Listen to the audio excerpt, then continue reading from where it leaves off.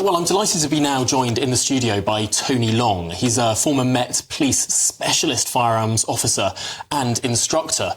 And Tony, what struck me most about looking at that footage, that new footage, the doorbell footage, firstly, 7 officers are there to try and apprehend one suspect, and then a further 4 rush into the fray. So many officers to take down one suspect, and 22 minutes after they first received that call. Well, yes, of course, it's, you know, we are in London, so there are more police officers, although if you speak to response officers, they'd probably be surprised to find that out because there are so few of them on the ground. But one thing we are able to do in London is to get numbers to the scene quite quickly because they're mobile. That said, of course, if you looked at that footage, I could only see 2 of the people that were obviously taser equipped. So most of the officers that were there trying to deal with him, trying to contain him.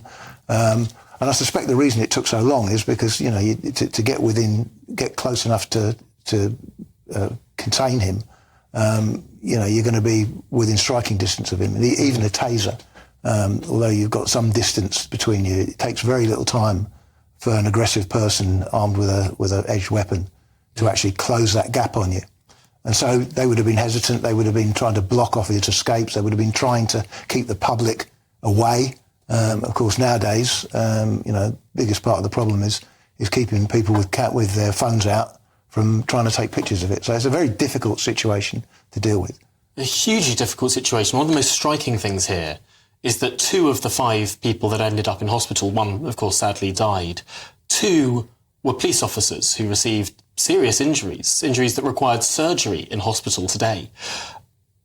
People have been asking, should these officers themselves be better protected? Some of them only have batons, few of them have tasers, even fewer still firearms. Now, as an ex-firearms officer yourself, what's your view on the utility of more police officers having that capability? I'm very torn on this. I think purely from a moral standpoint, I think it says something about a society that are prepared to pay the salaries of men and women to protect them, but then don't give them the equipment to protect themselves.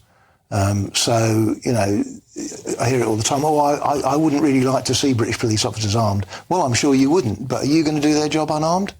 Because I certainly wouldn't want to do it in this day and age without a handgun. I spent 25 of my 30 years as part of an armed team, and so therefore I had the privilege, and some would say the luxury of carrying a firearm.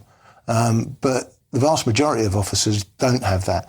A good percentage wouldn't want to. Well, this is what I was going to come on to, because there have been surveys of serving police officers, and I found it perhaps quite surprising that so many have said they don't want to use firearms, but also reports of firearms officers now handing back their weapons. Well, so it's interesting you should say that, because whenever there has been a survey, rather in the same way that you were surprised by London's knife crime statistics skewing the whole country, when the Police Federation have done these surveys in the past, they've been done across the whole country.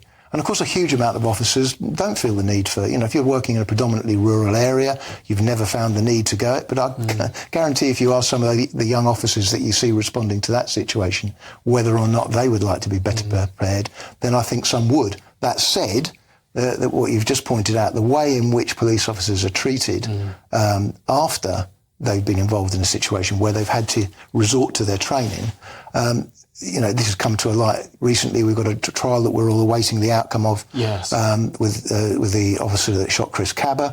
And yes, I mean, normally SO19 or MO19, which is the Central Firearms Command, that not only train every firearms officer in the Met, but also supply the armed response vehicle, the specialist firearms teams. Normally, on a typical year, they'll get something in the region of about 250 applicants when they ask people to apply. 6. That's all they've got. And also, there's a lot of officers who are armed, who are trying to get out of frontline proactive armed policing to go to safer, what they perceive to be safer roles, such as close protection. And this is partly because of how we treat our police officers who have had to fire their weapons. Just lastly, if you would, I know that you have had a pretty torrid time of it, being raped through the system after you shot and killed an armed assailant. Yeah. So I shot someone rather foolishly, I suppose, literally about 100 days before I was due to retire at the end of my 30 years service. And then I faced a criminal charge of murder at the Old Bailey 10 years after.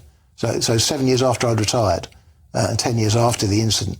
That's not typical, but investigations that don't necessarily result in charges. I mean, I can think of 2 officers specifically now whose investigation took something in the region of 6 years.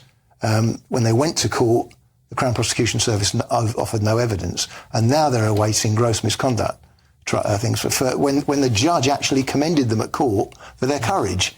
And now they're awaiting, misconduct things. So the way in which officers are treated, it always almost seems to me that certain politicians, and certainly the IOPC as a whole, seem to think that if a police officer discharges their firearm, they have in some way done something wrong, simply by virtue of the fact that they've pulled the trigger. No police officer wants to pull the trigger. It's one of those things that you train to do, that you hope you will never have to do. But people forget that they've been trained to do that. Yeah. And it seems that, it seems completely perverse. And it can hang over their heads, or if it hung over your head for 10 years before that was brought. It hasn't affected me. No. I'm all right there. Well, Tony Long, thank you so much for coming in, sharing your story, but also commenting on this really horrific event in London today.